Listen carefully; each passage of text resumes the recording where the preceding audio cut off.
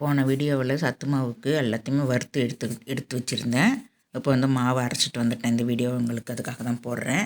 இந்த மாவில் நம்ம என்னென்ன பண்ணலாம் அப்படின்றதையும் பார்க்கலாம். நான் இன்றைக்கி வந்து இந்த சத்து மாவை அரைச்சிட்டு வந்த உடனே இந்த மாதிரி வந்து பேப்பரில் போட்டு ஆற விட்டுடணும் நல்லா.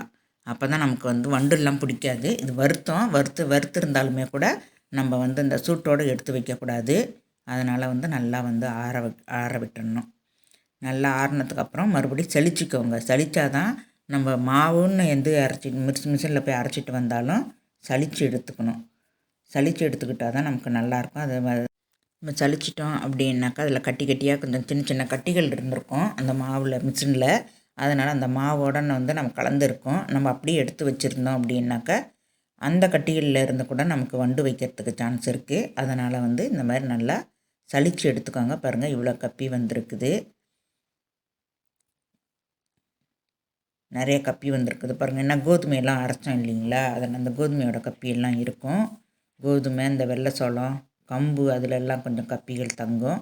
அந்த கப்பியெல்லாம் இருக்கும். இப்போ எல்லாத்தையுமே நான் சலிச்சு எடுத்துட்டேன். அதில் எவ்வளோ கப்பிகள் இருந்ததுன்னு பார்த்தீங்களா, அவ்வளோ கப்பியும் நம்ம அதோடு சேர்த்தோம் அப்படின்னா அதனால் கூட நமக்கு வண்டு பிடிக்கும். மாவு பாருங்கள் நல்லா நைஸாகவே இருக்குது. இந்த மாவு வந்து நம்ம நல்லா காற்று போகாத டப்பாவில் நம்ம எடுத்து அடைச்சி வச்சிட்டோம் அப்படின்னாக்கா 6 மாதம் வரைக்குமே நமக்கு கெட்டு போகாது.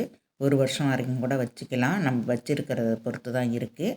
இது வந்து எனக்கு அக்கம் பக்கத்தில் கேட்டதுனால நான் 2 கிலோ இன்றைக்கி அரைச்சிருக்கேன். இருந்தாலும் நான் அதில் இருந்து கொஞ்சம் மாவு எடுத்து நான் உங்களுக்கு காட்டுறேன் என்ன செய்யலாம் அப்படின்னு சொல்லிட்டு. இன்றைக்கி வந்து நான் புட்டு தான் வைக்க போகிறேன் இந்த மாவில். இந்த மாவில் வந்து நம்ம கொழுக்கட்டை செஞ்சுக்கலாம், பூரண கொழுக்கட்டை கூட செஞ்சுக்கலாம், பிடி கொழுக்கட்டை செஞ்சுக்கலாம், கஞ்சி மாதிரி வச்சு சாப்பிட்டுக்கலாம், இல்லை தோசை ஊற்றி சாப்பிட்டுக்கலாம். நம்ம விருப்பம் எப்படி என்னாலும் நம்ம இதை வந்து செஞ்சு சாப்பிட்டுக்கலாம். அதனால் வந்து இன்றைக்கி வந்து நான் உங்களுக்கு 2 பொருள் தான் நான் செஞ்சு காட்ட போகிறேன். ஒன்று புட்டு, ஒன்று கஞ்சி. இதில் வந்து நான் 1 கிளாஸ், சின்ன கிளாஸ் தான் எடுத்திருக்கேன். இது வந்து 1/2 கப்பு அளவு கணக்கு வரும். இந்த கப்பில் 1 எடுத்துக்கிறேன். 1 டம்ளர் தான் எடுத்துருக்கிறேன். இதில் வந்து நமக்கு தேங்காய் போட்டுக்கலாம். இது கூடயே இது வறுத்த மாவுன்றதுனால நமக்கு வந்து ரொம்ப இதுவாக இருக்காது, ரொம்ப பிசுபிசுப்பு இருக்காது. அதனால் வந்து கொஞ்சோண்டு சுடு தண்ணி ஊற்றிக்கோங்க. இதில் வந்து ஒரு பிஞ்சு அளவுக்கு உப்பு போட்டுக்கலாம். தேங்காய் துருவலும் அந்த மாவு கூடயே சேர்த்து போட்டுக்கோங்க. நம்ம தேங்காய் துருவல் நம்ம இஷ்டம் தான். நான் 1/2 மூடி தேங்காய் போட்டிருக்கேன். தேங்காயோடு சேர்த்து சாப்பிடும்போது நல்லா இருக்கும் டேஸ்ட்டாக. நல்லா மாவோடு நல்லா கலந்து விட்டுக்கோங்க. கலந்து விட்டுட்டு நல்லா கொதிக்கிற தண்ணி ஒரு 3 டேபிள் ஸ்பூன் கிட்ட நான் ஊற்றியிருக்கேன். ஃபஸ்ட்டு கொஞ்சமாக ஊற்றிக்கோங்க, ஒரே முட்டை ஊற்றிடாதீங்க. ஃபஸ்ட்டு நான் 2 டேபிள் ஸ்பூன் வந்து ஊற்றிக்கிறேன். நல்லா கொதிக்கிற தண்ணி ஊற்றிட்டு இந்த கரண்டியாலேயே நம்ம கலந்து விட்டுக்கலாம். இது கூட கொஞ்சோண்டு ஏலக்காய் பவுடர் இருந்துச்சுன்னா நீங்கள் போட்டுக்கோங்க. நான் ஏலக்காய் தான் இருந்தது. நான் ஏலக்காய் தட்டி அப்படியே ஒன்றும் பாதியமாக போட்டிருக்கேன். அதையும் காட்டுறேன் உங்களுக்கு. மறுபடியும் 1 ஸ்பூன் போட்டு ஊற்றியிருக்கேன் தண்ணி. அவ்வளோதான் தண்ணி. இதுக்கு மேலே தண்ணி ஊற்ற வேண்டாம். இதுக்கு மேலே தண்ணி விட்டீங்க அப்படின்னாக்கா உங்களுக்கு தோசை தான் ஊற்ற முடியும்.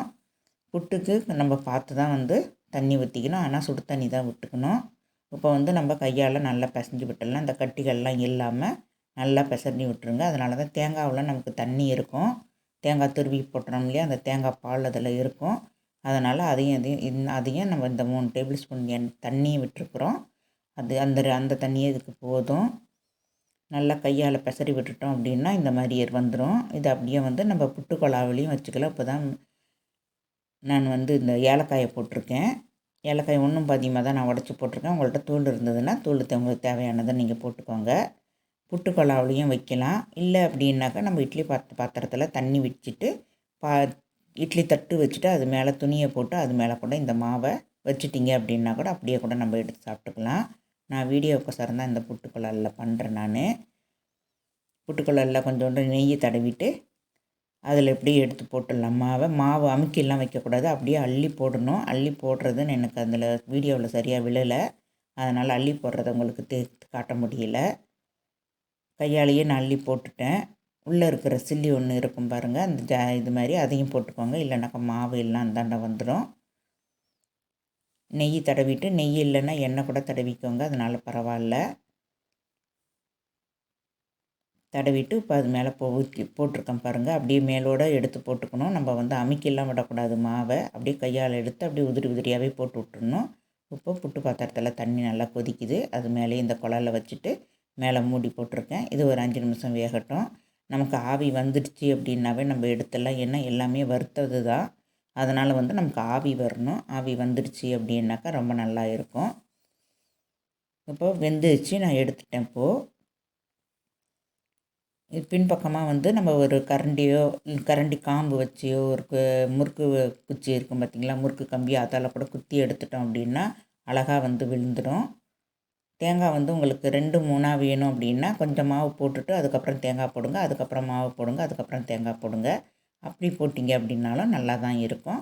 நான் வந்து தேங்காயை வந்து மாவுலேயே வந்து நான் கலந்து விட்டுட்டேன். இங்கே பாருங்கள் எப்படி நல்லா எவ்வளோ அழகாக வந்திருக்குது அப்படின்னு சொல்லிட்டு நல்லாவும் வெந்திருக்குது. இதுல வந்து உங்களுக்கு நெய் வேணும் அப்படின்னா நீங்கள் ஊற்றிக்கலாம். நெய் வந்து உங்களுக்கு விருப்பம் இருந்தால் ஊற்றிக்கோங்க, இல்லைன்னா விட்டுடுங்க. எனக்கு வந்து நெய் ஊற்றி சாப்பிட்டா பிடிக்கும், அதனால் நான் நெய் போட்டிருக்கேன். இது கூட வந்து நான் சர்க்கரை ஒரு 2 டேபிள் ஸ்பூன் போட்டுக்கிறேன். உங்களுக்கு நாட்டு சர்க்கரை கிடைச்சதுன்னா நாட்டு சர்க்கரை கூட போட்டுக்கலாம், இல்லைன்னா பனவெல்லம் கூட சீவிட்டு போட்டுக்கலாம். அது ரொம்ப டேஸ்ட்டாக தான் இருக்கும். எனக்கு வந்து வெள்ளை சர்க்கரை பிடிக்கும்ன்றதுனால நான் வெள்ளை சர்க்கரை போட்டிருக்கேன். இந்த வீடியோ உங்களுக்கு பிடிச்சிருக்குன்னு நினைக்கிறேன். பிடிச்சிருந்தால் லைக் பண்ணுங்கள், ஷேர் பண்ணுங்கள், சப்ஸ்கிரைபர் பண்ணுங்கள், மறக்காமல் பெல் பட்டன் அமுக்குங்க. இப்போ நான் வந்து கஞ்சி வச்சு காட்டுறேன். புட்டு பாருங்கள் எவ்வளோ அழகாக வந்திருக்குதுன்ட்டு. நல்லா உதிரி உதிரியாக வந்துடும். இது சாப்பிட்றதுக்கு நல்லா டேஸ்ட்டாக இருக்கும். நமக்கு ரஃப்னஸ்ஸே இதில் இருக்காது, ஏன்னா எல்லாமே பருப்பு தான். இப்போ வந்து நான் கஞ்சி வைக்கிறேன் பாருங்கள். இந்த அளவுக்கு நம்ம மாவு எடுத்தோம்னா நம்ம 3 பேர் டீ காஃபிக்கு பதிலாக 3 பேர் 3 கிளாஸ் குடிக்கலாம். நான் இதில் 1.5 கிளாஸ் அளவுக்கு நான் தண்ணி விட்டுக்கிறேன். 1.5 கிளாஸ் அளவுக்கு நான் தண்ணி விட்டு கட்டிகள் இல்லாமல் ஃபஸ்ட்டே வந்து நீங்கள் கலந்து விட்டுக்கோங்க. இதில் வந்து ஒரு 2 சிட்டிக்கு உப்பு போட்டுக்கலாம். சர்க்கரை போடுறோம், பால் ஊற்றுறோம் அப்படின்றதுனால நமக்கு வந்து அந்த சர்க்கரைக்கொசரம் தான் அந்த 2 சிட்டிகை நம்ம உப்பு போடுறோம். இல்லைனாக்கா அப்படியே கூட குடிச்சிக்கலாம். உப்பு தேவையில்லை அப்படின்னு நினச்சிங்கன்னா கூட அப்படியே குடித்தாலும் கூட உங்களுக்கு டேஸ்ட்டாக தான் இருக்கும். இப்போ அடுப்பு ஆன் பண்ணிவிட்டு கட்டிகள் இல்லாமல் நல்லா கலந்து விட்டுட்டு இப்போ வந்து அப்படியே கை விடாமல் கலந்து விடணும். கை விட்டீங்க அப்படின்னா கட்டி பிடிச்சிடும். அதனால் கை விடாமல் கலந்து விட்டுக்கோங்க. இது ரொம்ப நேரம் கொதிக்கணுன்றது கூட இல்லை, ஒரு 2 நிமிஷம் 3 நிமிஷம் கொதிச்சாவே போதும். ஏன்னா நமக்கு எல்லா பொருளுமே நம்ம வறுத்து தான் பண்ணியிருக்கோம். அதனால் பச்சை வாடை வர்றதுக்கு சான்ஸ் கிடையாது. கொஞ்சம் கொதிக்க விடுறது கொஞ்சம் திக்னஸ் கிடைக்கும் நமக்கு அப்படின்றதுனால தான் நம்ம கொதிக்க விடுறோம். நல்லா கொதிச்சுது அப்படின்ட்டாவே நல்லா இருக்கும். இப்போ நல்லா வந்து கைவிடாமல் இது மாதிரி கலந்து விட்டுக்கணும். இதில் வந்து நம்ம டீ காஃபி பதில் நம்ம இந்த மாதிரி காலையில் ஒரு டைம் கூட குடிச்சிக்கலாம். உங்களுக்கு இல்லைனாக்கா காலையில் குடிக்க சரிப்பட்டு வராது அப்படின்னா கூட சாயந்தர நேரத்தில் கூட நீங்கள் இதை குடிச்சிக்கலாம். இதில் வந்து நான் 2 டேபிள் ஸ்பூன் வந்து சர்க்கரை போட்டிருக்கேன். இதுலேயும் உங்களுக்கு நாட்டு சர்க்கரை கிடச்சிதுன்னா போட்டுக்கோங்க. நான் வந்து வெள்ளை சர்க்கரை தான் வச்சுருக்கேன், அதனால் நான் வெள்ளை சர்க்கரை தான் போடுறேன்.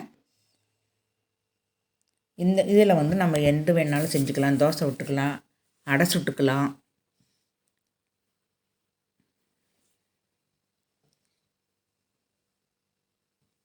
கொஞ்சம் ஒரு டம்ளர் அளவுக்கு நான் பால் விட்டுருக்கேன். அந்த பாலையும் நல்லா ஊற்றிட்டு நம்ம பால் வந்து காய்ச்சி ஆறின பாலை ஊற்றிக்கோங்க. ஏன்னா உப்பு போட்டிருக்கிறதுனால சூடான பால் ஊற்றுனீங்க அப்படின்னாக்கா திரிஞ்சு போயிடும்.